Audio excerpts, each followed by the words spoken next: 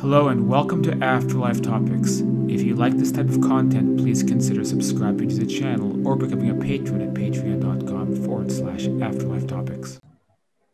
Hey everybody, welcome to Afterlife Topics and Metaphysics. This is Cyrus. So we have tonight the Mediumship Summit with three mediums I know personally who I know are very good. And the nature of this chat is going to be to discuss some of the more controversial issues in the afterlife communities. I say this because these are the issues that come up again and again on the forums. And most people who watch my channel know probably what my opinions about these topics are, people who read my books. So my tendency is to go toward the opinion that there's a lot of misinformation, disinformation, things that cause fear, things that cause anxiety. So that's usually my perspective about these topics. However, some of the mediums, they may have a different perspective, and that's fine. So to the mediums, I say, if you have a different idea that goes against what I think, that's okay. Don't feel like you have to squelch yourself for my sake. I'm not going to be here to like argue about anything. I might make some points about my own perspectives about these things at the end.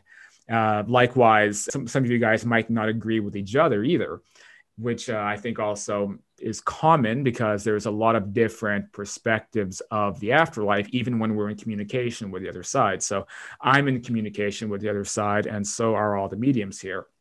And the difficult thing sometimes is putting together a cohesive picture. My feeling is that a lot of different perspectives are actually correct, but sometimes the breakdown is when people say, well, this perspective is correct and the other ones are not correct, because the afterlife, whatever we want to call it, it turns out it's a really big place, right? And being such a huge place, pretty much almost anything you can think of can happen there. And that's, in my opinion, usually the cause of many of these uncertainties or inconsistencies, I should say. So, some ideas really appeal to some people and not so much to others, right? So that said, with that little preamble in place, let me just introduce our mediums. So we have here Julia Williams or Julia Marie. I don't know which you prefer. Julia Marie's fine. Okay. We have Cynthia Rose and Ian Rubenstein. Right. And of course, Ian's also been on the show before and is an author and also a very well-respected doctor. So anyway, you guys are all very well-respected mediums and great voices in these areas. So without further ado, I'll throw the first subject at you guys. So the first topic that I want to cover is a idea that has been proposed by one medium, I won't say who has a very big platform, bigger than all of us put together times 10. And this medium has a very interesting idea, so I'll get you guys' perspective. This medium has told many of his or her many followers that astral projection experiences, and as you guys know, I do astral projection experiences, and I'm often in like very solid, very realer than real sometimes environments, sometimes with deceased people. But his perspective was that astral projection experiences are illusions, or they are almost like hallucinations. And they are hallucinations created by spirits. The reason that spirits create hallucinations for people is because a spirit person exists on the electromagnetic frequency and exists as an electromagnetic signal. And since an electromagnetic signal has no ability to sit and have tea with you or be in a big sunny field or a temple or whatever it may be, they have to create these elaborate illusions to pretend like they're able to do these things with you. But the reality is they are basically stuck as a frequency and they can't do any of the things that we used to do. So that's his explanation for, I should say his or her explanation for why people have astral projection experiences. So who wants to take this one first? Maybe Ian, you're smiling. Do you want to take it first? Okay. The risk of your trigger word is bollocks. Sorry, such a load of bollocks. I'm really sorry. It really is. Funny enough, I was speaking with a very experienced psychical researcher in a group on on Friday evening. And he was outlining, he sat in the skull experiments. I don't know if you've ever heard about the skull experiments, physical mediumship experiments. and this guy was a deputy head of a large comprehensive school. That's a high school in Scotland. His wife was head of department. They're 30 years psychical researchers, and they sat in a mediumship circle, and they said that he was led there by a disembodied hand. He was asked to feel a spirit's face, and he said he was a 5-year-old child, and he felt the face, and it ended there. And he gave him a shock, and the child said, "I'll bring myself through completely next time." The next time he came, this 5-year-old child in spirit jumped into his arms and gave him a hug, and he said it was just like there was a real physical person. And I mean, certainly my experiences indicate that the other side is as real to the people who live there as it is to us. You're embodied. It might be what they call a psychoplastic reality. It might be more pliable with your thought. That I don't know. But if you think I really like that terminology, psychoplastic. I'm sorry, psychoplastic reality. But I mean, we live in a psychoplastic reality now. If you look I can guarantee every single room that you're in, look around your environment, everything existed in someone's mind at some stage. Right? We live in it. Humans always have done. Even the Amazon jungle we now know is cultivated. So even a natural environment existed in someone's mind. And that's what humans do. So, I mean, can you have an intelligence without being embodied? I don't know.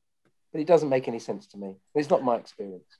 Julie or Cynthia, would either of you like to comment, or do you have any ideas, whether you agree or disagree? Or Sure. Okay, Cynthia, okay.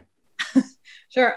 Well, and I'm speaking only from my experiences, not from any books I've read or anything, but it doesn't make any sense to me that it sounds like somebody else is some other disembodied energy would be in charge of my experience, which makes no sense to me at all. And when you talk about astral projection, aside from even mediumship, I had the experience of not knowing I was astral projecting and having someone call me and asking me to leave their music studio because they were trying to work. Huh. I didn't realize that I was there, but that's what I was thinking about. It was a very real experience. I was there and I was thinking, do I want to record a CD there? And I was in there. And I got a call the next day saying, I was trying to concentrate and you were wandering around, and that's not okay. And it was a bit of a shock to me. It's many, many years ago, and it was completely natural to me. So in terms of astral projecting on this side, I don't see how that could be a spirit person in any way. It wasn't even surreal to me. It was completely normal. As far as a spirit energy, it just doesn't, I don't even know what to do with that, because it's contrary to any evidence that I've had from evidence from loved ones coming through. It doesn't make any sense at all to me.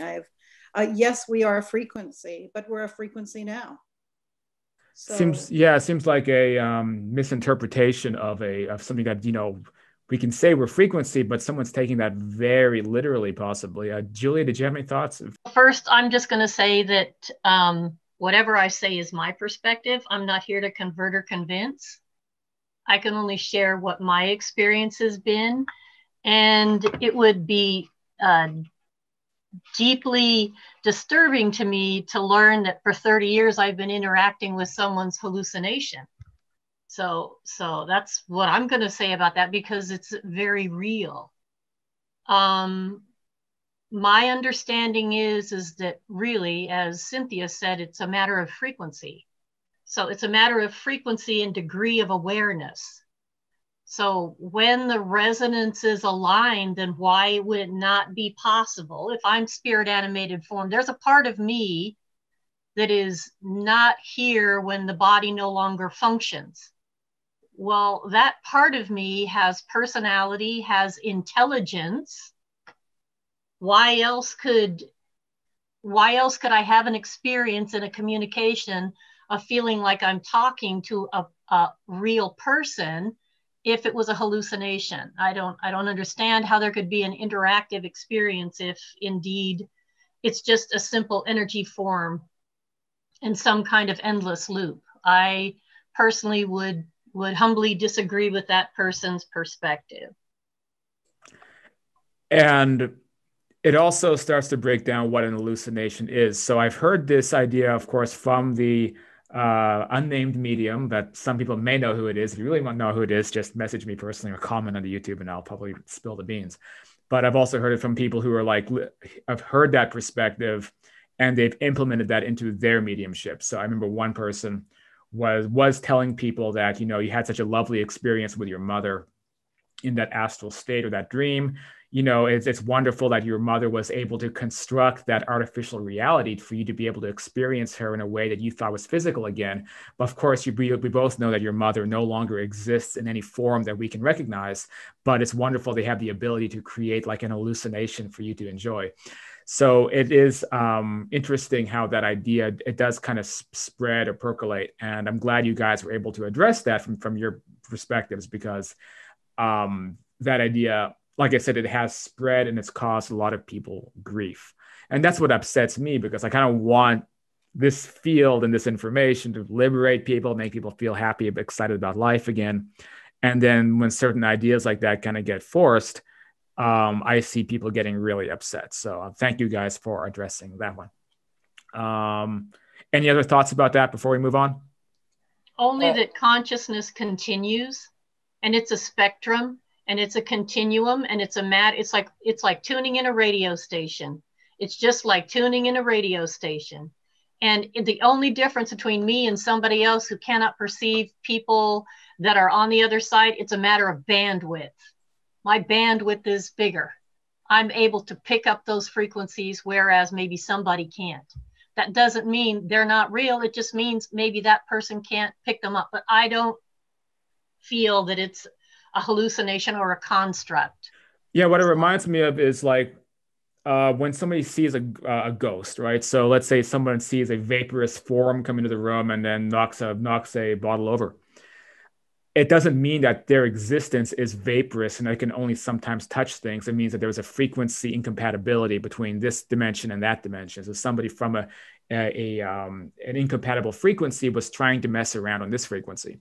So from the astral state, I used to be able to go out of my body a lot in this near Earth spectrum. So I got to enjoy being a ghost, right? So I could, for a long period, be in a room, trying to knock something over, trying to touch something, spying on other people when they were sleeping, spying on roommates, seeing stuff going, like seeing a full flesh and blood spirit person who was also like an actual ghost, basically just like the Patrick Swayze stuff in that old film.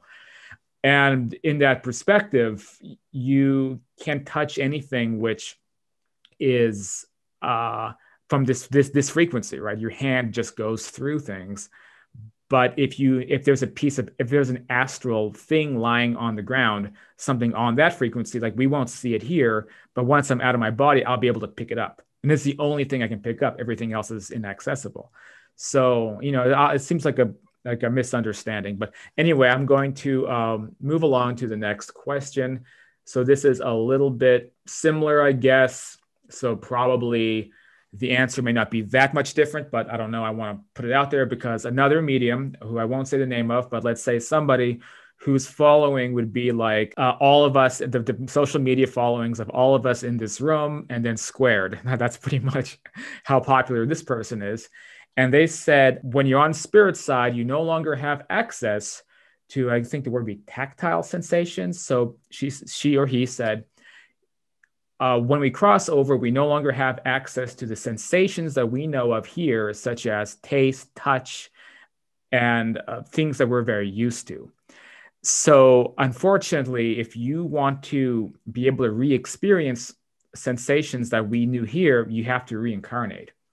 So I don't know if anyone has a differing perspective about that or not, but who would like to address this one first? Cynthia. Putting my hand up, thinking I'm muted.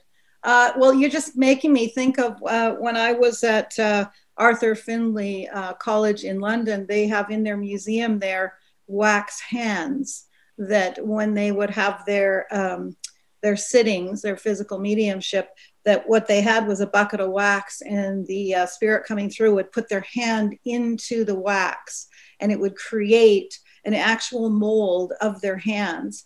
And I remember being really taken with these hands and speaking to the curator. I think his name is Paul Gaunt, and then saying, "What is this?" And he explained the story to me, and the history behind it. He's all about keeping the history. So there's already, going back, more than 50 years, there's physical evidence of spirit hands touching something. So that, can I say that that's not been my experience of doing that? As far as people touching things, even when I work with clients and I've said, they're touching you somewhere right now, are you aware of what that is? It amazes me. Like, it makes me so happy when they know exactly where it is. And just to be clear, what this medium was saying would be that you could feel them touching you, but they couldn't feel themselves touching you. Well, I don't understand that. It's not been my experience. I think the touch might, we're all not dead right now, so it might be semantics on the way they feel it and the way we feel it, but it doesn't resonate with me, put it that way. Okay, there's a physiological question here. Would the person dispute that the spirit person can see? Oh, I love that. Not. I love that. Well, I will get to that. But yeah. But if the spirit can see, that's another sensation. If physical, then why can't they touch? Why can't they taste? Why can't they feel? Makes no sense. Not even physiologically. And any thoughts, Julia? So here would be my response to that. I'd respectfully disagree with the premise that out of the physical body, we are unable to experience sensation. I would say, however, that perhaps we experience this sensation in a different way. Again, it's a matter of frequency and it's on a continuum. And the statement saying that we have a body and we can experience, and then we don't have a body and we don't, well then, but what about that in-between state with your etheric body and your aura? The other mediums here know that we interact with the spirit world through our auras, a blending of auras. Well, what is that? That is a almost physical state. How can there not be sensation with that?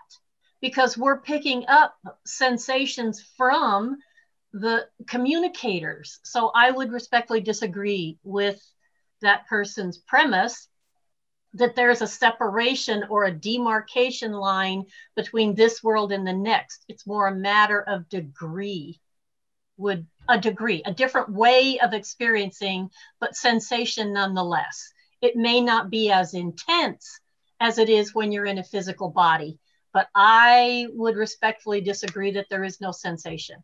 Otherwise, why would they work so hard to come back and make connections with us? Julie, I absolutely love that what you said, that the degree, the intensity, yes, that exactly makes complete sense to me. And I just got goosebumps. So I think that's on the right track. Yeah. So the physical, the guy I was speaking to on Friday, he was a very good physical mediumship circle. Two spirits came through, quite well-known singers actually, and they sang a duet. It was incredible. And then they said, "Look, we've finished now. We're going to go back to our party." And as they said that, 3 feet above their head, they heard the sound of people talking and glasses clinking. And they said, "Look, we've got friends over there. We're having a good time. We're having a drink and everything. So we're going to go now." And they said goodbye, and the sound just shut off. Yeah. Now I know these physical mediums. That was not set up. They're as straight as honest. So obviously you can drink and eat and everything over there. So it is very interesting about where, how these ideas originate, because like the medium who said this is also pretty well respected in terms of being able to have evidential readings. And so how it is that an idea like this can sort of get put into a package like that and then sent off to the public is a little bit of a mystery to me. And I don't know if anyone has any ideas about why that happens, because don't know if it's possible to like reach out to this medium to have a discussion, because like they're all just, too busy or too popular to do this. The only thing I can think of is there's a story about I can't remember what it was, of a medium who was describing addictive beings on the lower astral, that they actually have to, they can't have their alcohol, and they'd be around people with alcohol problems, and they'd be sort of trying to get them to drink, and they'd be tuning into them to try and experience that. But I think that's a slightly different thing, isn't it? It's like getting in touch with the addictive routine and experiencing it vicariously. But I'd say on the higher planes, I mean, you're pretty much dealing with a reality. In fact, how many people say that when they crossed over, they come back and say, we didn't realize we crossed over? Yeah, right. Yeah. Yeah, that's a good point as well. And when it comes to like the people who are vicariously living through others, maybe that creates a conception that on that side, we don't have access to anything. I mean, we see this in pop culture, like the film, was it Pixar's Soul, I believe, goes off of that premise as well. It's that, there's this world where you get to do all the fun stuff. And then there's that world, which is where we go back to being, what the soul who doesn't have access to what you can do here, right? And so that's why somebody would be trying to have a drink of alcohol by going into somebody else. But that doesn't, like you say, I don't think that's related. I think that someone who is trying to have a drink of alcohol, like you say, maybe it's the addiction issues, like a disease, basically, that the psychological illness they're not able to shake off. Yeah, but also they haven't crossed over. I mean, they're earthbound, so they'd be in this stuck state, and they wouldn't have actually gone into a proper fall, sort of with the other side, we say, and they still be hanging around, and that's all accounts are that's not a very pleasant state to be in. Right, that's a big factor as well, because this also sometimes interferes, I think, when people are communicating, for example, let's say random EVP messages. So you don't always know who you're communicating with. And there seems to be a phenomenon of lots of people who maybe they deny that they've died, or someone who's really just firm in their conviction that there is no afterlife. So if they die, then they get up off their bed and they feel normal, but now no one can see them. People are ignoring them. They're going to just be going off of that paradigm. They're not going to accept anyone's help to go someplace else. And they may end up in a situation like that. Does that make sense to you guys? Right. Okay. So very interesting. It's interesting just also how these ideas, like I say, kind of percolate around. So let's transition. I'm sorry, was someone speaking? Yeah, I was going to say, I would like to hear from Ian or Julia on that, because when I have people that come through that have had problems like that, I'm completely open to what things are, but I don't get the sense of people being in the in-between when I communicate with them. I don't get I don't either. No, I've never had that. Action. I might feel a transition time, but it almost seems like there's a time, the actual crossing, that they're not necessarily aware of, because I'll tune in right before they passed, not the passing. And then they're there. So I don't know. I don't understand that. And I know that, it's Leslie Flint that promoted this idea that a lot of soldiers were killed and upset that the government, the Church of England, had lied to them, and that they became alcoholics, and they were going to create problems or something. And I don't know. He seems more like a spiritist, and I just haven't had that experience with people coming through. They might let me know they had a drinking problem, but didn't think it was a problem. But I've just not had people on the other side feeling like they need a drink. I'd love to hear from you if either of you have had this. No, as far as in communication, no. I don't.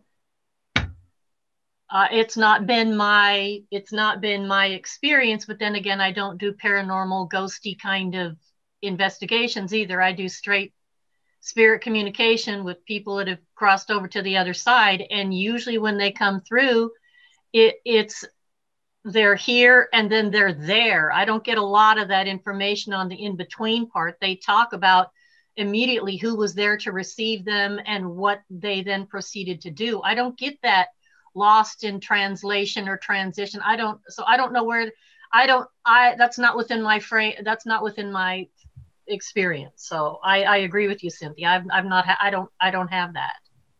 Because I think that I'm sorry. That's a big fear. I'm sorry, Cyrus. It's just a really big fear with people that their loved ones might be stuck somewhere. Trapped. Yeah. Trapped. And, you know, it's, I have a different idea about what trapped is, and it's on this side with people's minds, but. Yeah. But anyway, Cyrus, I don't want to push along. I just really felt I shouldn't let that go because there's so much fear around that. Yeah, there is. So it's really good to talk about that. I was just going to say, maybe if it does happen, it's such a rare phenomenon that most people don't see it happen, or most mediums don't pick up on it. And then the odds of it happening to somebody you know, it's like very, very unlikely. That's kind of my interpretation a little bit.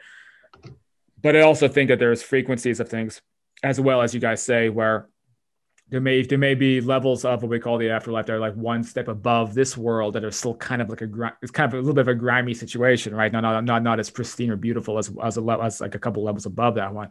And sometimes people can pick up on that frequency as well. They may mistake that for being, quote, earthbound. So that actually leads to another question, and it didn't. This wasn't one that I prompted you guys with, but we're doing really well on time, so I might as well ask this next one and get some ideas. And it concerns, so quite frequently, and some public figures and mediums have said this as well, that when you're communicating with somebody, let's say, again, an astral projection state, and I'll just use a personal reference because this has happened to me before in forums. I'll talk about, you know, my experience was when my mother passed away, and then she came to visit me at my bedside a lot when I was waking up. She'd even turn the heater on for me if I was cold, you know, like she was hanging around there and talking to me. And then I would be able to project and go to meet her on that side. And then somebody on a forum, for example, would say something which I think is a common belief. It's like, that's so wonderful that you got to meet your mother. Did you help her go to the light? And then my response to that is like, what do you mean? Well, they're obviously not in the light if you're able to see them and interact with them. So they haven't crossed over yet. So were you able to tell her that she could move on now, and that she can go into the light and not be attached to you? It's like, what? So of course, I should put my personal prejudice aside and then just ask you guys in a neutral way what you think of that concept. Can I come in here? I mean, I practice and live in Enfield. I don't know if you in America have heard of the Enfield poltergeist. Is it a case you're familiar with? It's a very well-known case.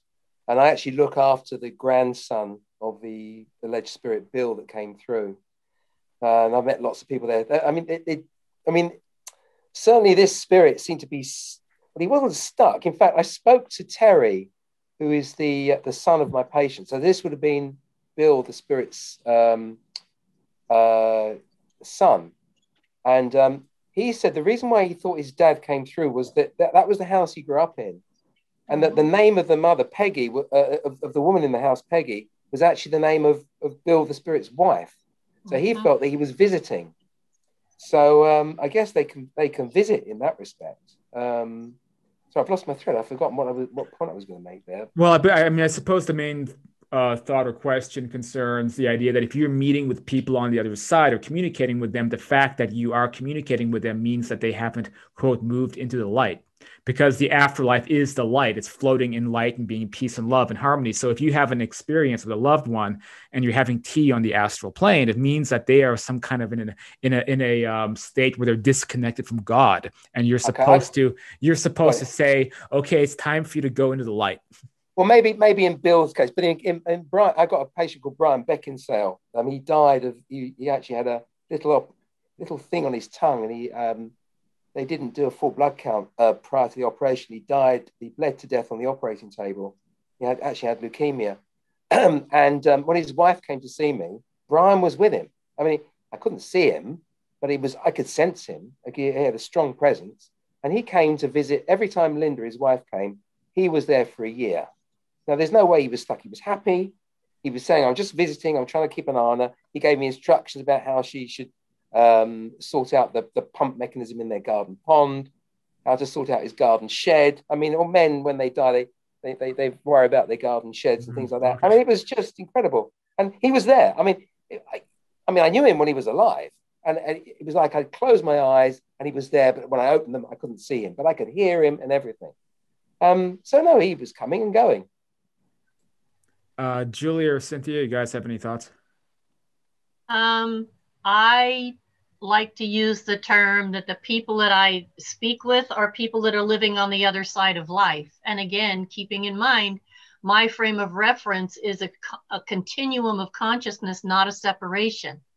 The only difference between me and them is I have a physical body component to my matrix or my makeup, and they do not. That's the only difference. So as Ian was saying, that spirit showed up because there were certain things that created a stronger resonating field, like the similarity in the name and that thing. Those items created a field that allowed that spirit to anchor itself in. But they're not separated from God any more than we are here. I don't understand the concept of you have to show them where the light is. The spirit world is intelligent. It's my own personal belief that they prepare for our arrival or our return, if you will, long before we make our transition.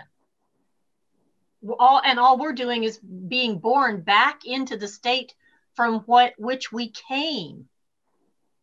So we're born into this world, and then we're born back into the world from which we came. So I don't understand where we would need to go to the light. All we're doing is turning around and going back the way we came. So we already know the way because we got here. So I think sometimes we humans tend, with our little minds, to overcomplicate things a little bit more than is needed. Yeah. Touche. Anyone else have any thoughts? And before I move on. Well, I just say absolutely. I love that we're born here and born there, and I think they do know that we're coming. And I think that our, time itself, I would say that's maybe a whole other thing. But I had an experience many years ago where I was asked to help someone because if I didn't help her, she was going to have a heart attack, and if I didn't help her, she was going to pass. And I thought, well, that's the strangest message I've ever had. It really, really made me think it was maybe an exit point, a decision for her. But I thought, how do they know that that's going to happen? I wrote it down in the back of my wallet, and it was 1 week before the 4 months. And sure enough, I was called. And to me, that was like sort of a verification that she was going to be welcome back if she wanted to come, but they were sending help for her. And so just the idea of everything. I love both of your words on that. It's there's no stuck place. It's beautiful. You go from here to there. And the difference is here, we're really good at shutting out that divine connection. There, it's there. And that brings me to kind of a little bit of a follow-up question, because this is something that a question many people have had, also patrons here in this group have had, and I've also thought about this a lot as well. So I really think it's silly, this idea that someone you talk to on the other side is not really transitioned yet because they have to go into the light. So it's a very unusual concept because they're already on the other side, or they're quite happy there. There's not this formal process, but there is this phenomenon of near-death experiences, because sometimes a near-death experience, now not always. We had, for example, we had on the show John Davis a couple of weeks ago, and his was like in the afterlife, in temples, hanging out with people, having a good time. But a lot of near-death experiences, they go into the light, and they don't, on the other side, it's not an afterlife like we recognize it. It's more like I was one with God and source consciousness, and I could see into infinity and things of that nature. And some people have asked the question or postulated, why is that experience so different from like an afterlife as we conceptualize it, as we interact with it, being in a, let's say, a formless world where you're one with God, one with source, you are in the light. Because some people have tried to propose that the afterlife we experience is not the real afterlife. The real afterlife is being in the light. And I think that goes back to that first question. That's why people are saying, oh, they haven't crossed over yet, because you're interacting with them as individuals as they were, because in near-death experiences we hear about going into like a celestial environment which has no connection whatsoever to who and what we were. So do you guys have any ideas of how we can reconcile that difference between some NDEs and afterlife experiences or communications? Yeah, I mean, I've had a near-death experience when I was 9, and I'll tell you the story. So I had my tonsils removed when I was 9, and I bled from the tonsil bed. I lost a lot of blood. I was quite ill. Now I don't think I was at death's door because they didn't transfuse me, but I had to go back down and have another anaesthetic, and it took a while to get my parents to sign the consent form. So I was quite ill. And as I went under the anaesthetic, now this is a really interesting experience. I used to tell this story long before I had other stories to tell. And I was in what, these polytunnels. I don't know if you have them in the States. They're like black ribbed tunnels. They have them in gardens. They grow. So imagine a black polytunnel. I was in a big one of these. It was dark. And I knew I was at one end, and there was this huge stalk coming out of my abdomen, which I'd now say was an umbilical cord, but I was 9 at the time. And it was rotating very gently down this tunnel, and the tunnel was curving to the left. And on the end of it was a very bright spark, an intensely bright spark. And I knew that actually that was me, but I also knew that I was at the other end. And then it went round the bend, and then that just disappeared. Now, I would have discounted that as being, I used to think it was just an interesting dream, but when I developed my mediumship stuff, then I realized that people who've had near-death experiences often do come back with these things. So I was trying to work out what it was. And over the years, I've thought that really there are many different ways of visualizing what we are. And a lot of them are quite symbolic. And being a spark from the divine is one of them. But they're just ways of our brain trying to grasp the ultimate reality. I mean, like Tom Campbell, he has all these lengthy explanations. You can see it's like his physics mind is trying to wrap around some grand universal theory. But I think ultimately you end up in a reality that makes sense to you. And maybe eventually you do go into some light. But I can't imagine that the day I die, I'm going to be absorbed into the light. I can't see that. Maybe we evolve, we go into other realms which are so rarefied that eventually we discover that we're something much bigger. But I think that's beyond our understanding at the moment. Does that make sense? Yeah. Anyone else have anything they want to add? Yeah, one of the first messages I received from my teachers in spirit when I first got activated 30 years ago was that my little mind, the quote is, your little mind cannot comprehend the intricate workings of the universe. Yeah. And the implied rest of that sentence was, so don't try. So therefore, I don't try, because I know that what I need for my own growth and understanding will be given to me according to my ability to integrate that with my experience here. So I would say that just through some certain personal experiences I've had, not near death, but during my awakening process, there were some pretty intense things I was shown that allowed me to understand that even once we leave this physical body, as a light being or a form of light, that too has stages of progression, ever more refined, ever more refined. And so therefore, I just feel like your question, Cyrus, was, well, how can we reconcile those two things? And I believe it would probably be whatever the soul's purpose was for wanting to dip back into the infinite for a moment, for whatever that connecting purpose was. Perhaps that person who went back to source needed that for their experience here. Again, my little mind can't comprehend the reason for that, so I'm not going to try. It's a matter of evolution. I guess I have a follow-up question, but I didn't want to skip over anyone. in case anyone else had anything to say real quick about that subject. Anyone? No? Okay.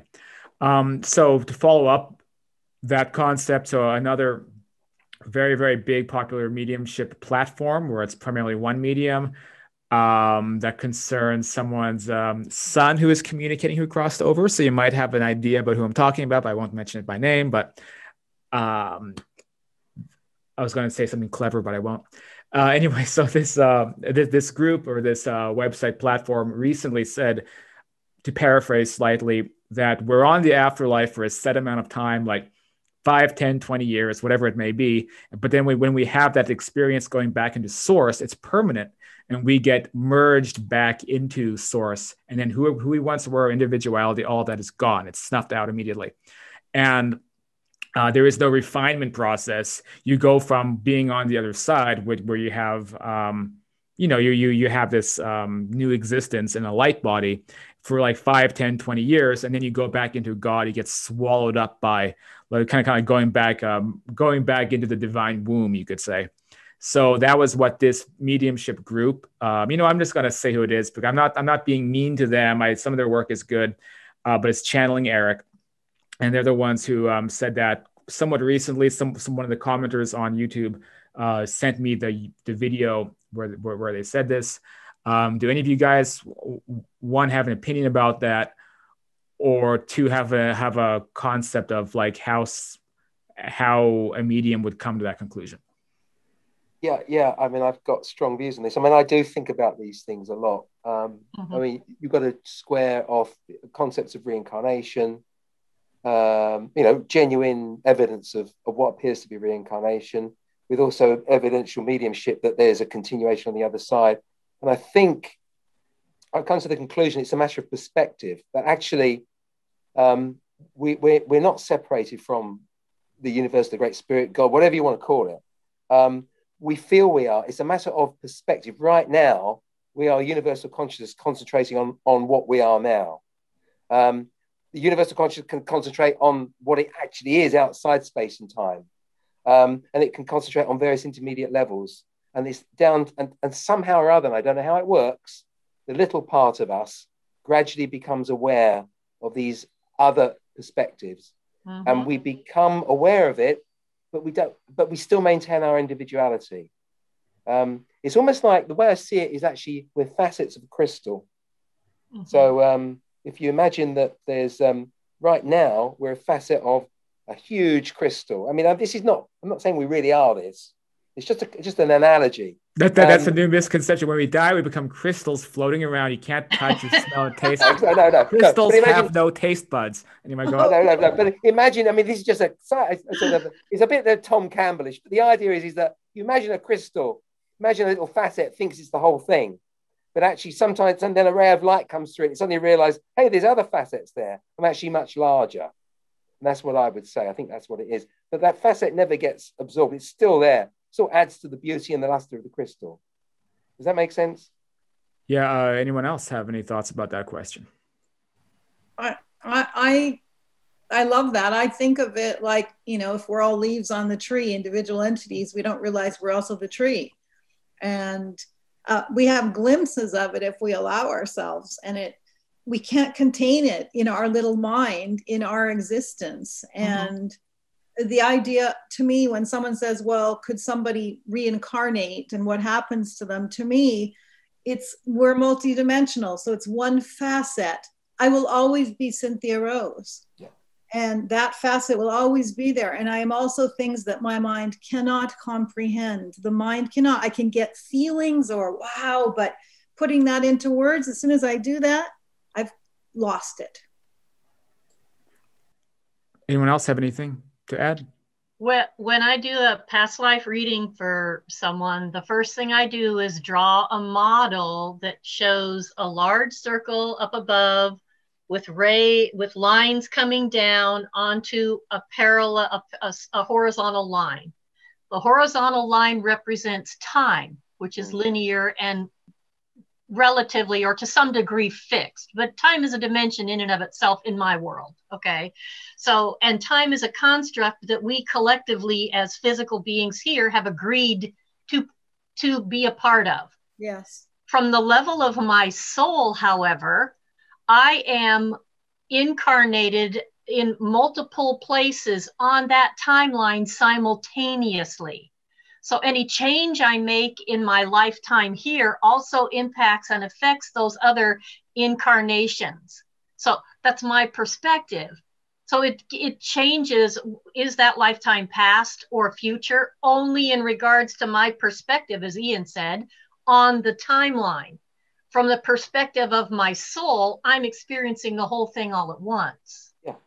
So I think what happens then, based on what your guys' response was to that question, and then looking again at what a medium part of the Channeling Eric group said, I think it's a misinterpretation, right? So let's say we're giving the benefit of the doubt that this medium is a medium and that does have ability, that she was receiving a message saying that, we are individuals, but we have the ability to become one with, we could say, source consciousness. We could become much greater than just who we are as an individual. And we have that ability to expand our perspective outward. And so when that message was going through the mental blockades and then finally landing into the medium's mind, it came out to, yeah, we're individuals right now, but then we get swallowed up by source consciousness and we disappear. Right? All information that comes from that other side is transmitted through the filters of the consciousness of the person receiving it.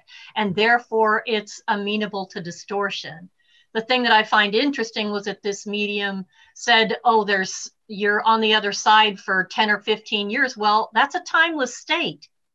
There is no linear time on the other side. So how am I spending 10 or 15 years there? And besides, if I understand that I am a unified emanation of source projected down through the dimensions to the other end of me, which is here in the physical, I'm already that source part of me on some level. I'm just not aware of it yet. So I'm not having to go back somewhere. I already am. Right. And then to be fair to that medium, because I was paraphrasing slightly, she might not have said 15 years, but what she said was the same thing, though. She said like a period of time, like you're here for a little while, and then you merge, then you get swallowed up by source. You merge back with God, and then whoever you once were disappears, but you become God again. But a period of time or a little while, to me, that translates to what it was, a week, a month, a year. That's still linear time in my reference, saying, oh, you're here for a little while. But if indeed if I, from the point of view of there is a creative source somewhere in here, if I am a creative source that is everything and limitless, and I want to understand more how creation works, then I have to create an environment that will break that down. So if I, as an emanation of that source, lose the individual experience or records that I've gained through doing these incarnations, that would defeat the purpose of creating this whole thing in the first place. Right. I was thinking the same thing. So with that, I'll do a couple more questions. The next one's a doozy. So if we can't tackle it completely this round, that's okay. But this concerns a slightly different subject, an idea that I think has stemmed from certain, I guess, Life Between Lives authors, which is that, and I guess I'm done giving people the benefit of anonymity, and I'll just say who it is. Like, for example, Robert Schwartz, who, of course, like everyone else, does good work, but also says some things which I think should be discussed more. And he said his belief, and I don't believe, he's a researcher. I don't think he's like a medium or has a connection to that side.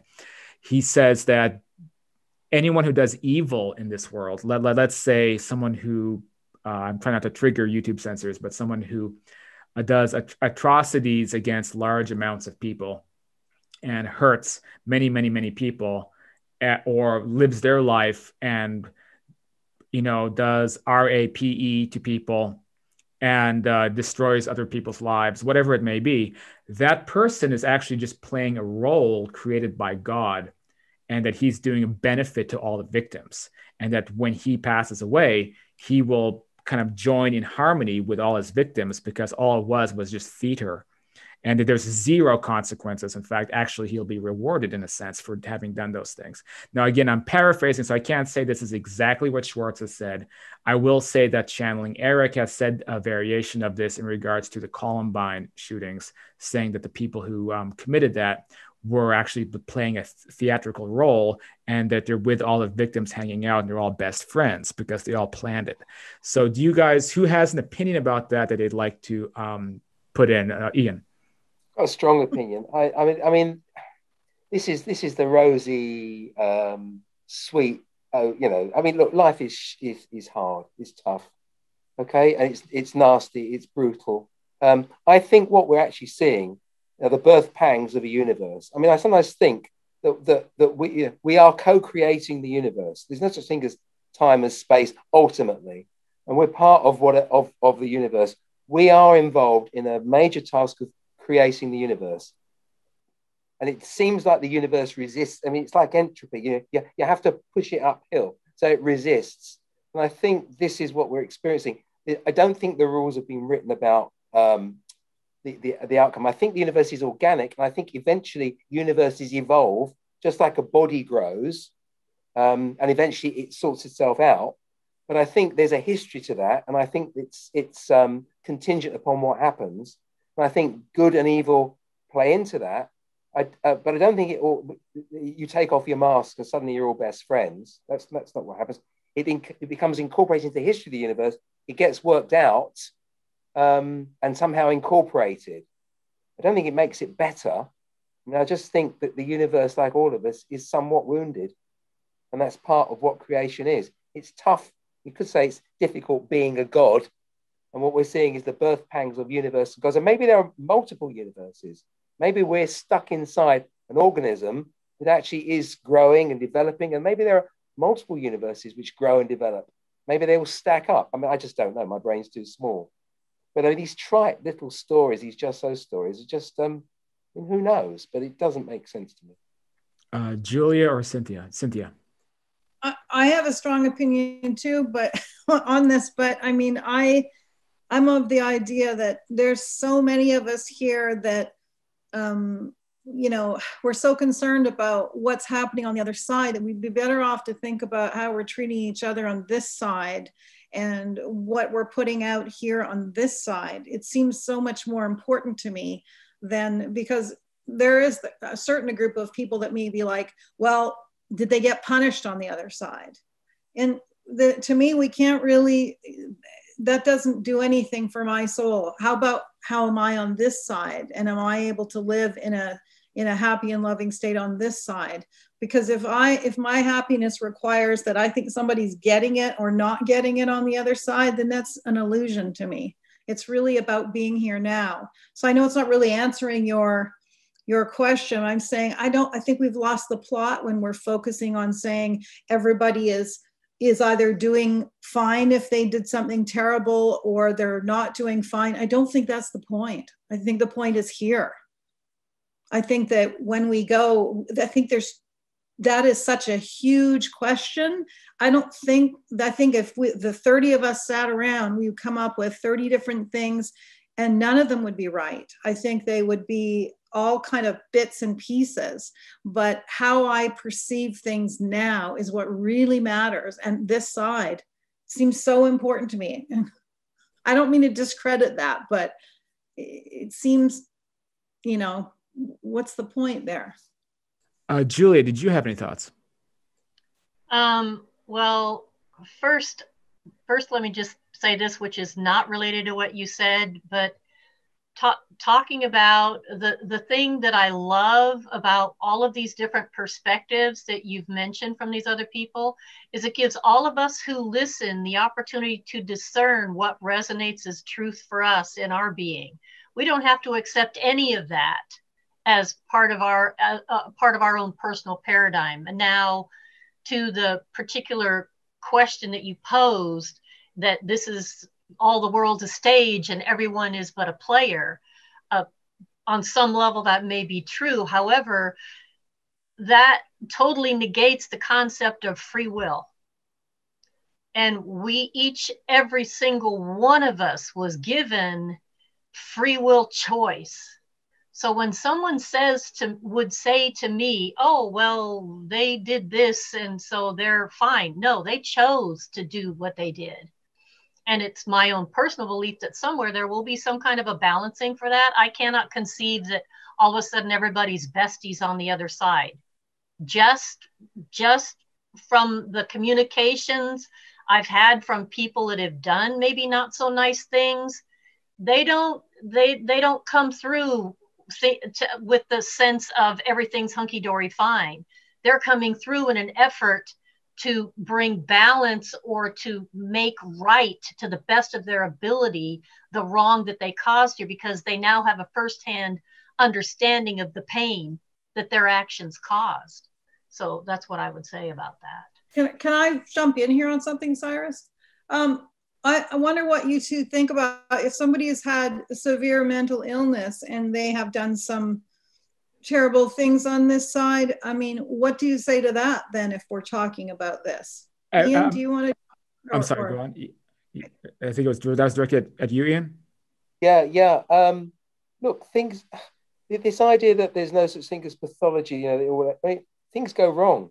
And I'm a doctor, things go wrong in the natural world. I'm sure there are screw-ups on the other side as well. And I mean, and that's part of reality. And then we have to make good of it. I mean, that's part of what we're co-creating, taking the bad and making good of it. With regards to mental illness, yeah, I mean, things go wrong. It's hard to know. I mean, I know some psychiatrists who believe that mental illness is due to spirit possession. There's I don't know. I keep an open mind on it, but I mean, everything goes wrong. We know that the consciousness I don't believe it's generated by the brain, but it's certainly filtered through the brain. So then presumably there are physical mechanisms that could screw up the way. I mean, if you're receiving a television program and the TV goes wrong, it starts to act garbled, doesn't it? Your computer's acting up. And the program can't get through properly, it will start to do crazy things.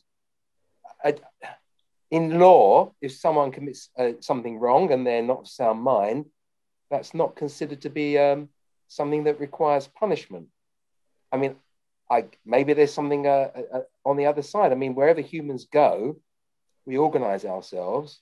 Wouldn't surprise me if there's someone on the other side that takes this into account. We just don't know the real nature of the universe. I mean, I think Cyrus probably knows more of it than I do. Certainly there are organized groups of people on the other side. So perhaps they're able to fathom it.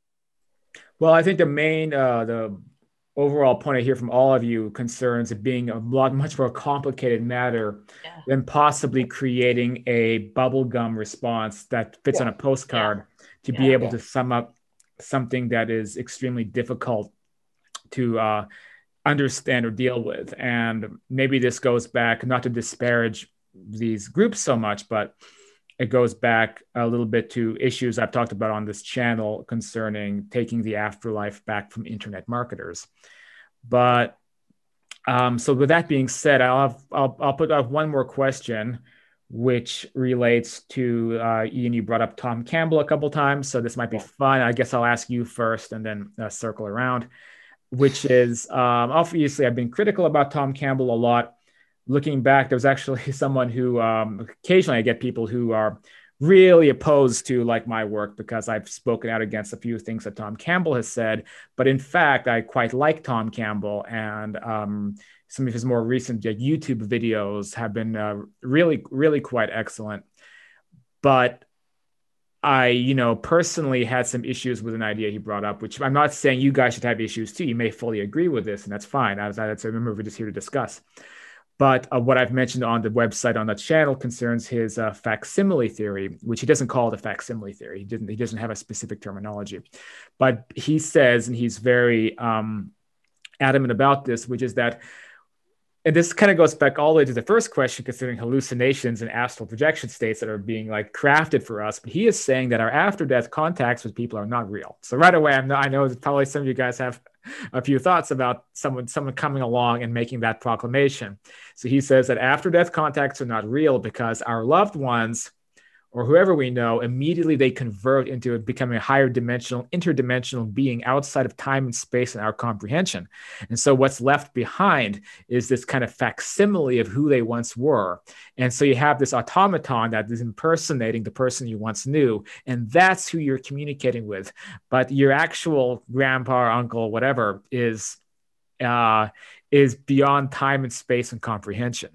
So whoever you're communicating with is not the real person. So Ian, what are your thoughts? Well, I mean, as I understand, first of all, he's a physicist, and he's at the Munro Institute. And the Munro Institute are very fond of acronyms, and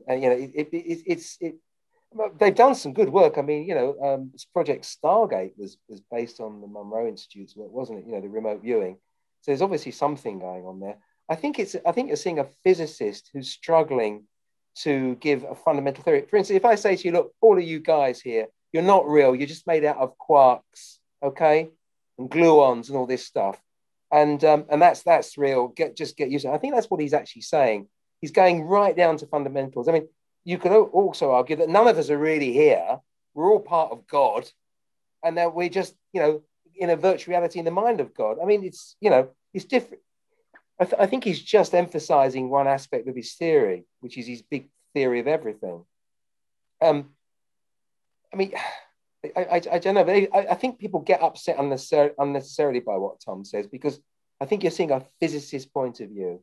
So if I said to you, you're just quarks and gluons, get used to it. Of course, you take umbrage, but you're still you with your thoughts and feelings. I think that's what he's saying. Yeah, we're in a big hologram, we're in a big computer, but they're just analogies. I mean, in 100 years' time, we'll have different technology. Some other smart physicists will come along and say, actually, we got that wrong. We now know we're something else, some other machine that we just invented. That's for what it's worth. That's my theory. Cynthia or Julia, anyone have any thoughts?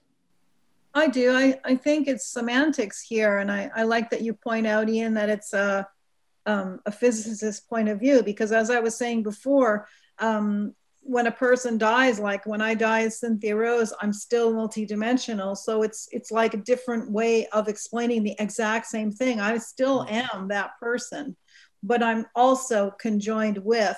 But you can't say to somebody, oh, I've got a big ball of light here and I'm going to bring a message. You've got to say, who were you? Are they still connected to a beautiful energy? Of course, like we are all now. We are all now. Some of us have forgotten that. And then finally, any last thoughts from you, Julia? Yeah, facsimile. Well, I'll just briefly, I didn't seek mediumship. It found me. Okay, so I was into drawing people's spirit guides and doing that kind of stuff. I didn't want to do the mediumship thing. And so my first experience with a crossed over being happened to be my brother, who died when he was in his teens. And there was a book by the Psychic Twins that had a little exercise in it that you could talk to your, loved ones. And so I was sitting in my kitchen and I did the exercise, and next thing I know, my brother was, and he basically had a conversation with me about, well, it took you long enough, because by this point he'd been dead almost 30 years. And he goes, I've been waiting for you to get your act together. And so if he was a facsimile, why would he be talking to me as if he, he was waiting for me to be ready to do this work? Do you see? It's no. I don't buy it. The whole that it's a construct only, and that it's not a living consciousness that is responsive. Because I will point out, while Tom is thinking like a physicist, many people who read his books or are fans of his or on the forums are taking those messages literally. And then they're, for example, coming on to Afterlife Topics and saying, hi, everybody, nice to meet you. I wanted to say hi. Very interesting. Please tell me more about your experiences with facsimiles. And so then it's like, well, let's back up a second. How did you get to the point to believe that all of us are having experiences with fake loved ones. So it goes from like something that could be conceptual to people taking it literally very quickly. So that's been a little small issue with that. Ian, you look like you want to say something, so I'll give the mic back to you before we open up for questions. No, I totally agree. I think the problem is the internet's been the great leveler, and now people have access to all sorts of things. I mean, I'm thinking of myself. I mean, as a doctor, I'm dealing with regular people who are often grieving. I'm sure Cynthia and Julia are doing the same as practicing mediums. So I think we're more grounded in people's feelings. Mm-hmm. I can't imagine Tom Campbell. I mean, I've heard him speak. I'm sure he's a very clever guy, but does he actually sit down and speak to people who've lost loved ones and deal with that? I don't. I think he exists on a sort of rarefied mental plane. Mm-hmm. And so you've got to you've got to think about where he's coming from and what his perspective is, I think, really. So with that said, I guess we're going to open up to questions. There's lots of patrons in the audience, and so that's great. So probably we have like 20 or 30 minutes to do that, so we don't go too past the time that I said. So real quick, you are watching Afterlife Topics Metaphysics. If you want to become a patron yourself and join discussions like this, sometimes when we put them up, or join our actually twice a week normal patron discussions, you can do so at patreon.com/Afterlife Topics or at afterlifetopics.com/university. And as well, if you are enjoying this discussion, if we're hitting on points that I don't think many other channels have ever hit on before, this is, in my opinion, I'm trying to do what other people don't do. If you like that, you can support just by hitting the subscribe button, liking the video, and especially sharing this video. If you have friends in this circle, maybe they're struggling with some of these concepts, this video may be something very good for them to hear. So please consider that as well.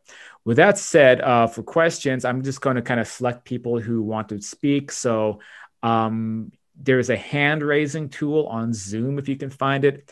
I actually cannot find it because Zoom is always changing around. I don't want to punch the wrong button, but most of you guys do know where it is. So you can use the hand raising tool or go into the chat and just say, I have a question. I'll read that. Now, some of you guys don't want to talk. You want to just write the whole question on chat. I might be able to get to that and read off the question, but it's not a guarantee, especially if we're low on time. So with that said, I'm going to go ahead and open it up now. So who would like to ask questions? I'm sure a lot of you do.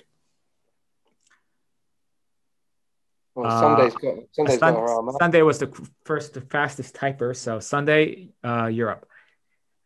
Hi, thank you. And thanks everybody for coming along to answer our questions. My daughter died 2 years ago, and that's kind of what got me into investigating all this different type of afterlife topics instead of the traditional religion that I was brought up in. And I have heard from many books that I've read and many people that I've talked to that people are able to communicate with their loved ones in their afterlife, like their loved ones come to them and appear in dreams, flicker the lights, do all these sorts of things. I've gone to all sorts of mediums and they've all been lovely, wonderful people, but they've all given me general information like she was lovely, she was nice, nothing specific like what's our favorite restaurant, how did she die? And I don't get any communication from her that's obvious. Why do some people tend to get very tangible earthly signs and can communicate with their loved ones and they come through mediums, but other people like me, I'm open, I meditate, my intention is crazy for it. What can I do better?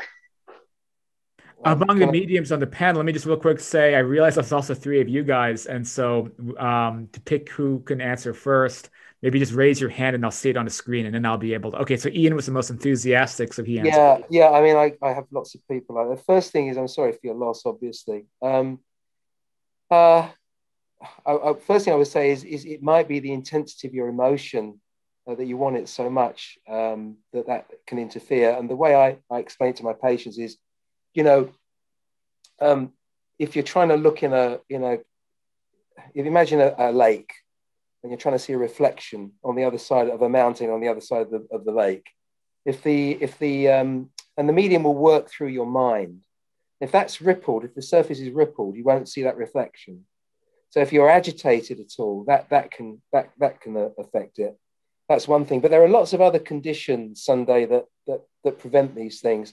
It can be from the weather, it can be from your physical makeup, it can be from whatever's going on the other side. It could be it's just not the right time. There are so many things. I mean, we're dealing with, probably transdimensional communication is sometimes hard enough to get a phone call on this side.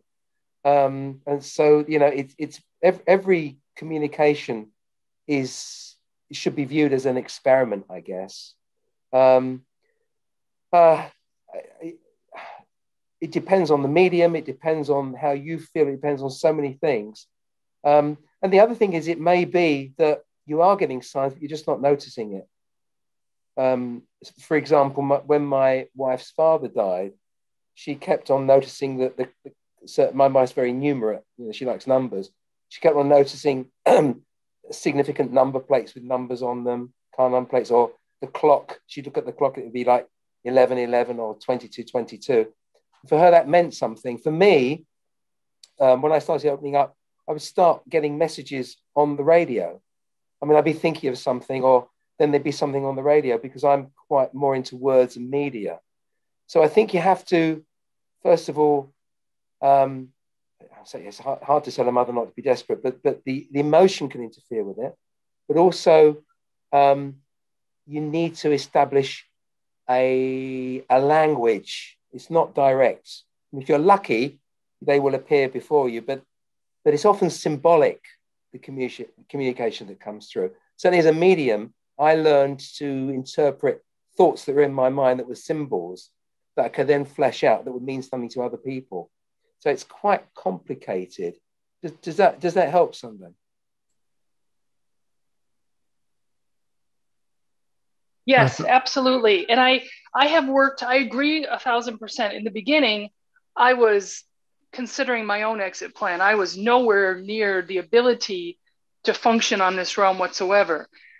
But I did have, during my most horrific grief within a week of when she died, it was the only communication, I would call it, that I've had. I was zombie. I guess I was zombie state.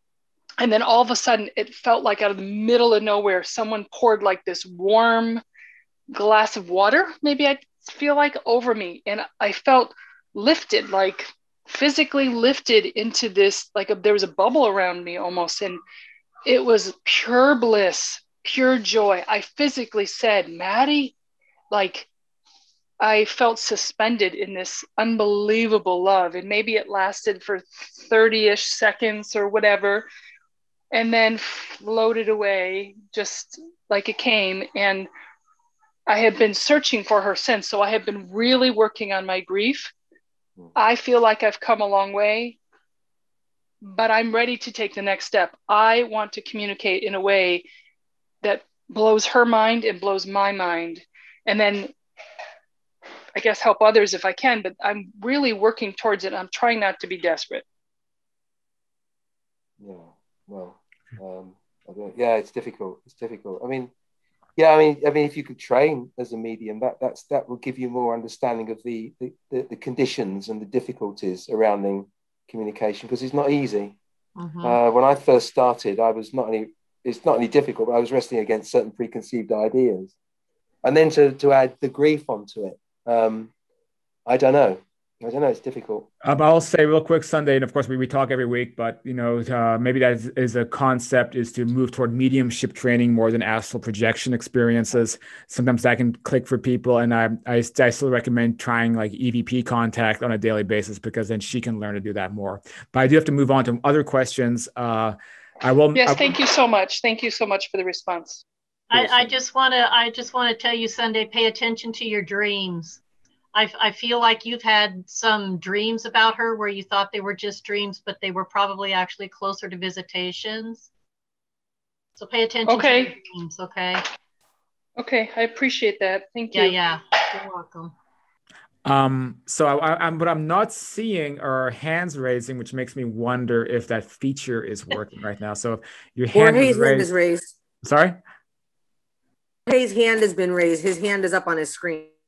Who I'm sorry, I missed the first part there. Whose hand is raised? Jorge? Jorge. Jorge. Okay, I'm sorry about that, Jorge.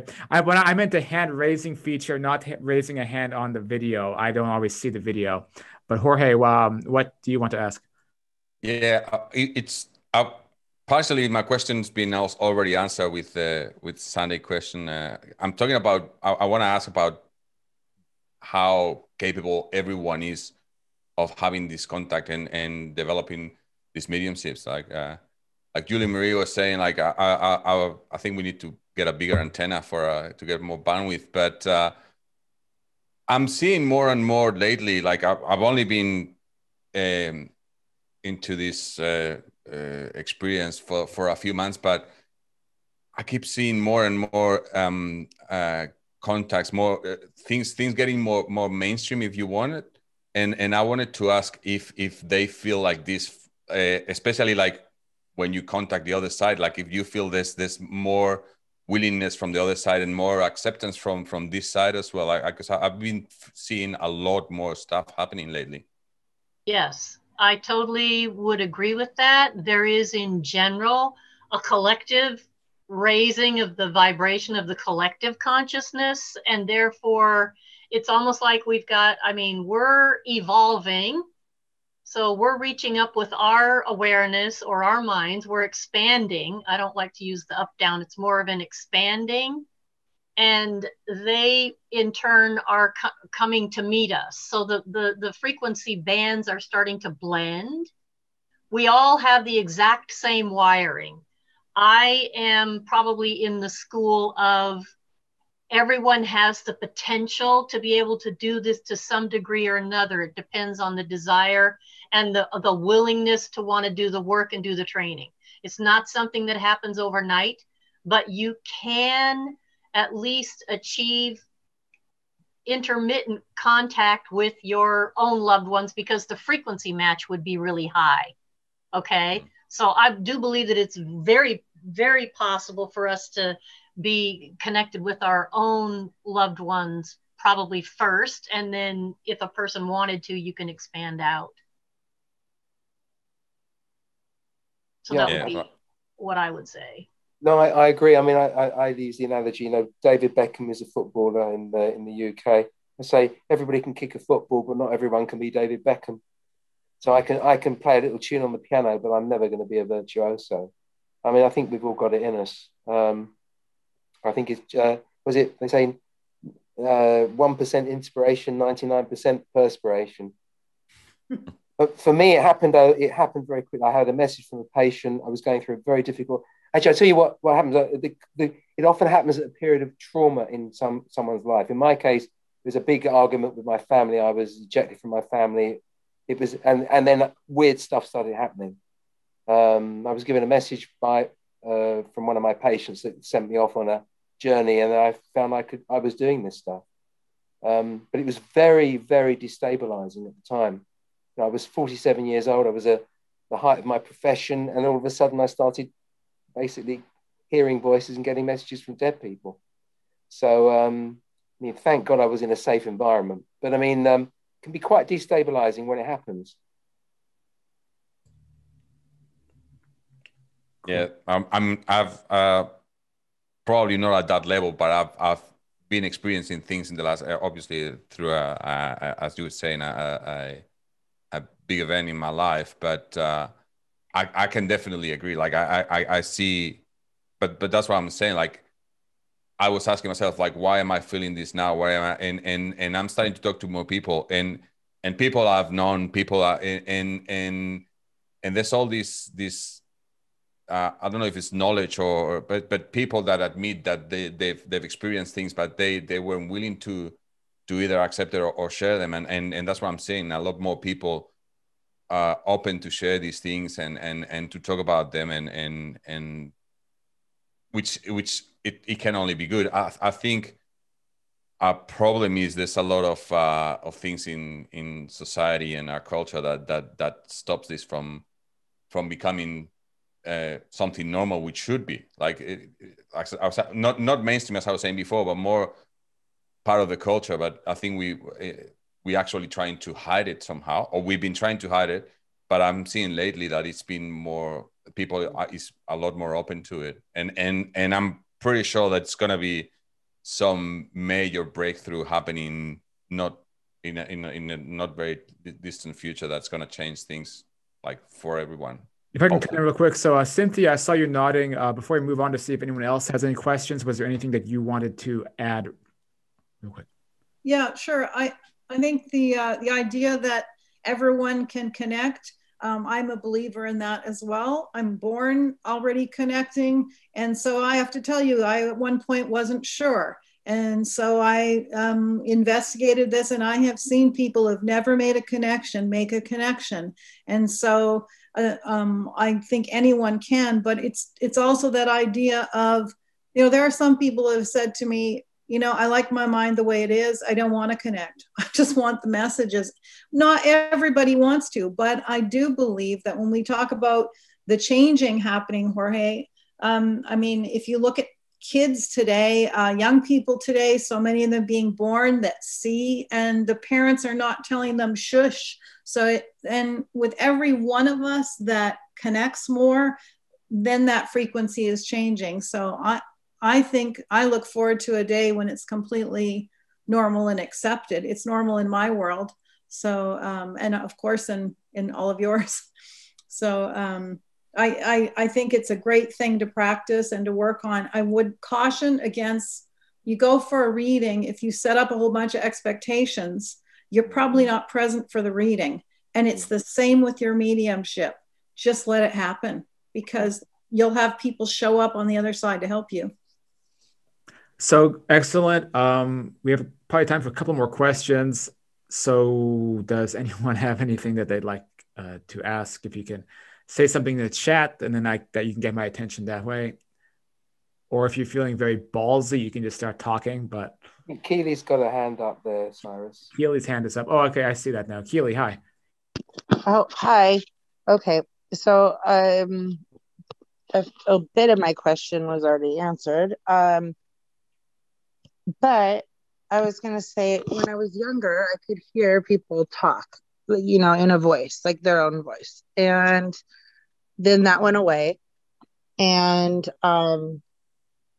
sometimes I hear things in my mind that are not quite my thoughts. And I wonder if it is, somebody else. But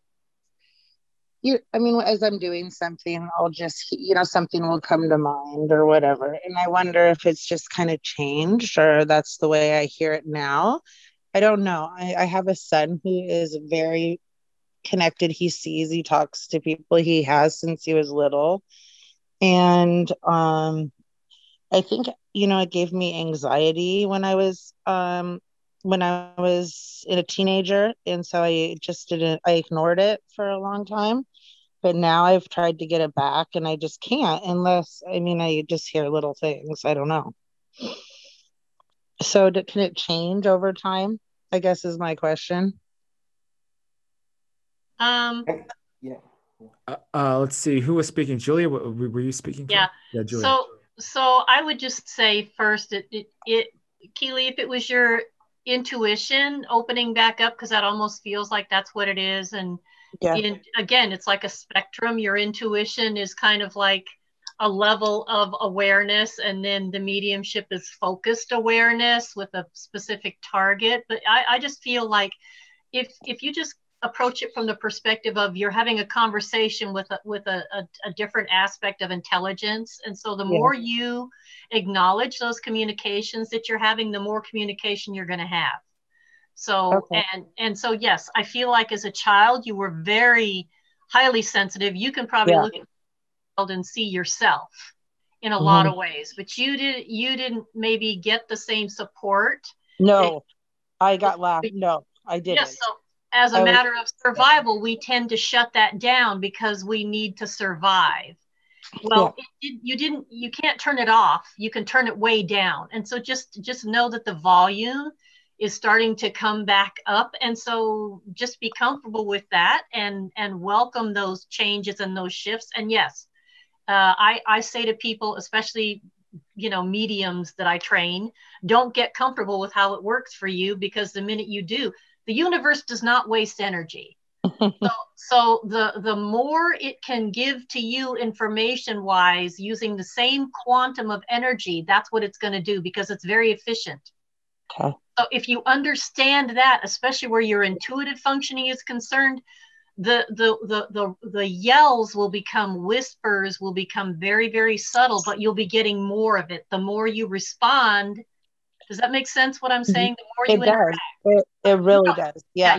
You don't have to worry about it being lost. It didn't go anywhere. It just got really quiet. Yeah. Yeah. I understand that. Because if I feel like, oh, okay, I'm talking, like I'm talking to, say, my friend Mark who passed, and if I answer back, then I will hear more. Yeah, it does. But then I'm like, maybe I'm just talking to myself. And yeah, and then that's a weird feeling. So yeah, it does make sense. And when I was younger, I would hear people talk and they'd sit on my bed at night, and many different things. I remember telling my mom we'd see someone and she'd be like, no, we're not going to. We'd end up seeing them. Or I remember being in a bathtub at like 3 and it was olive green, and her saying, I don't know if I asked her like how long. I must ask her where I was before I came here. And she said, well, you were nothing. And I started laughing at her. I said, that doesn't make sense. I wasn't nothing.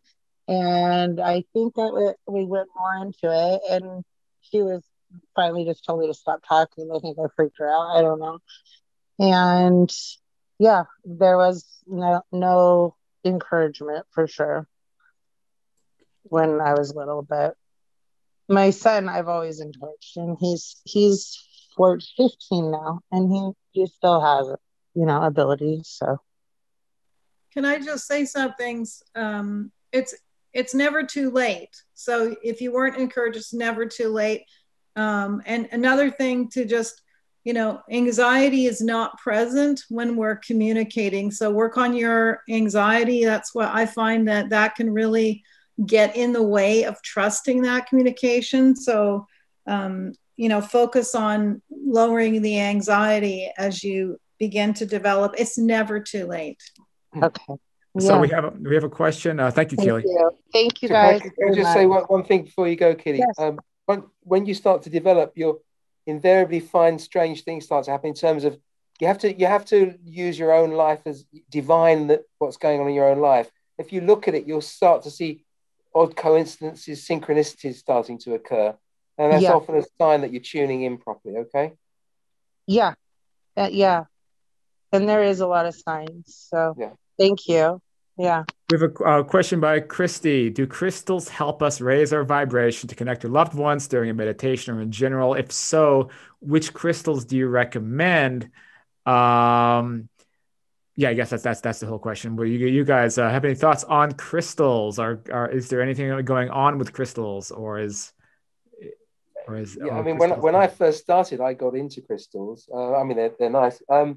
Look, I've come to the conclusion now that I don't use any of that stuff. I think with me, I want to get into. I want to do it on my own. So there's Gary Schwartz. He's working on the soul phone. I'm thinking, yeah, but I'd rather be actually doing it myself. I want to work on myself. But it certainly helps some people. It's like, does it? You are a physical organism, and you're using your physical organism. So maybe these crystals do have an effect. Maybe it's just Dumbo's magic feather, another word for placebo. I don't know. If it helps, use it. If it doesn't help, don't use it. I found it helpful when I first started. And even now, if I'm having trouble connecting with someone, I'll use psychometry. I'll ask if the person has got a belonging of the departed. I'll often hold it, and then I'll get images from it. So I'm sure physical objects can help. There's some energy associated with it. So if it helps, try it. Julia or Cynthia? I'll say that the crystals are piezoelectric, clear quartz in particular, and that we are kind of we have silica in us too. Okay, so there is a mechanical reason why a crystalline structure, because quartz is used in all kinds of technology to amplify things, why a crystal would also be helpful to us. Like Ian, I love my crystals. I wear one when I'm working. It's of a specific kind, and I'm not going to go into the why of all of that. But I feel like I do want to say for you, Christy, in particular, you asked which one would be helpful. And interestingly enough, I would choose rose quartz for you. Rose quartz is very powerful. It's a crystalline state, but there's something soft about the energy that I feel like would enhance your field. So for whatever that's worth. And I say to people, if you get drawn to the crystals, don't go overboard. You don't have to buy every crystal in the world. Okay, one or two is way better than a whole bunch, because you can really have too much of a good thing. So that's what I would say about it. But there is a mechanical reason why they would be useful, why they would help, especially in the beginning, as Ian said. I think we can do one more question. So if anyone else has a question, now is the chance as we near the end of our summit. Let me scroll through the chat, see if we have any raised hands. Let me look through the video screens, see if anyone has any physically raised hands. It looks like we do not. So it must be that everything has been covered by everyone in a very pithy way. So maybe we don't have any more questions, in which case I'm going to now do the lightning round, which means I'm going to ask you guys a question, which, kind of for fun, kind of not for fun. I think it's something important to bring up here at the end. And whatever kind of maybe intuitive feeling or something that comes to your mind when I ask this, that would be appreciated. And the question is, will the pandemic end, or are we continuing to be in this pandemic for some reason that is important for humanity? Do you foresee us getting out of this mess, which has caused so much depression and so much difficulty among so many people? So whoever feels they want to answer that first. Yeah, well, I think I'm probably best qualified to answer that. Yeah, of course. There you go. It's going to end. 5 years. I mean, the COVID will become just another disease that we're fighting with. I mean, I'm impressed with the amount of research that's gone into vaccines and everything. It's been phenomenal. And then there's also other drugs that are coming through. All of a sudden, the world seems to discover that we need to spend more on sort of researching people's health and welfare than maybe killing people. We just spent a bit more money on that and less on bombs and stuff. Sure, we do great things. I also think that COVID, I mean, if you're looking for spiritual significance, I think it's a warning shot from Mother Nature. It could have been a lot worse. We've despoiled our environment. We're rubbing up against animals and things because they're coming into contact with us as we destroy jungles and whatever.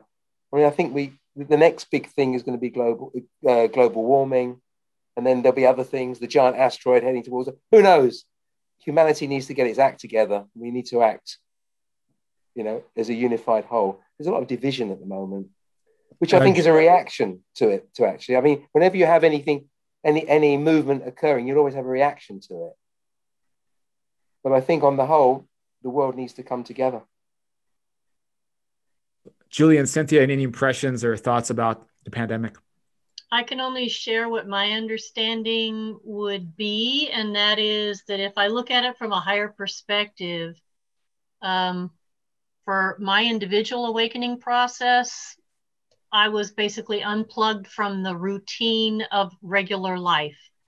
And it wasn't until just the other day that I began to understand that COVID did the same thing. It unplugged people from their regular routine, that hypnotic, semi-hypnotic trance state, and was basically a collective wake up.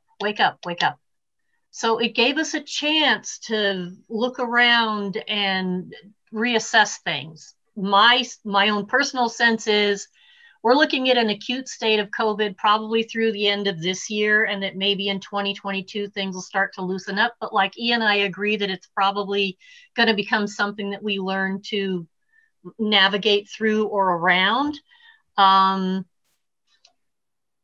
Yeah, so that's basically what I will say about that. But I do believe that it really is an opportunity for all of us to identify what really is important, what really matters, what do I want to do with my life, how do I need to pivot. And we've been given a tremendous opportunity, all of us, to get really clear with that and decide what we're going to do moving forward, because we are really in this together. There's no avoiding it. Any final thoughts from any of you guys, whether it's that last question or anything else in general, before we wrap up?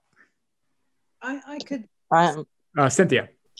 I could just say, it makes me think of, we had a lady come to the house to sign documents, and we had our masks on, and we had this wonderful conversation. And I'm a deep conversation person, but we were talking about how so good that the focus isn't on having the hair perfect or having all the outward things perfect, that it was really now down to what really matters.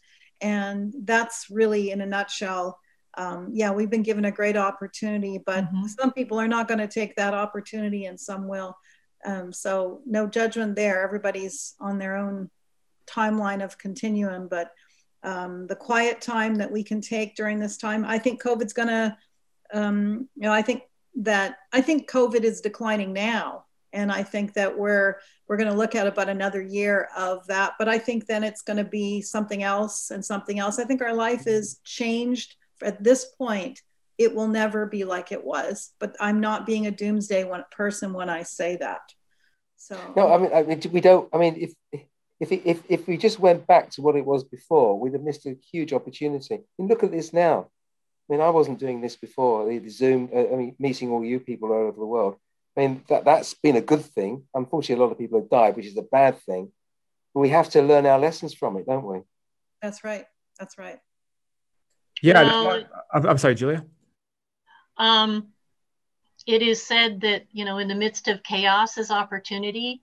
I believe that one of the other things, hopefully for the younger people among us that grew up with their phones attached to the end of their arm, perhaps I feel like, at least within that particular population, they're now actually starting to miss the opportunity to be interacting with human beings face to face, which is something that I doubt would have been put into their minds, but for the fact that they've been prevented from doing that for so long. So it's my hope that they will actually grasp the value of human to human connection, as opposed to device to device connection. So I feel like there's some higher purposes that are interwoven in this experience we're calling the COVID virus, that I just always trust that the universe is going to make lemonade out of these lemons. Except for people who play Fortnite. They just think, great, less distractions. I can stay on my computer a little longer. Well,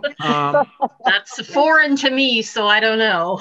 But all right, so I'm going to go ahead and circle around and ask each of you how to reach you, what your websites are, if any, and if there's any last things you want to say to people watching. So the top of the screen, Julia, how to reach you, and and also if you have anything else coming up that you want to tell people about.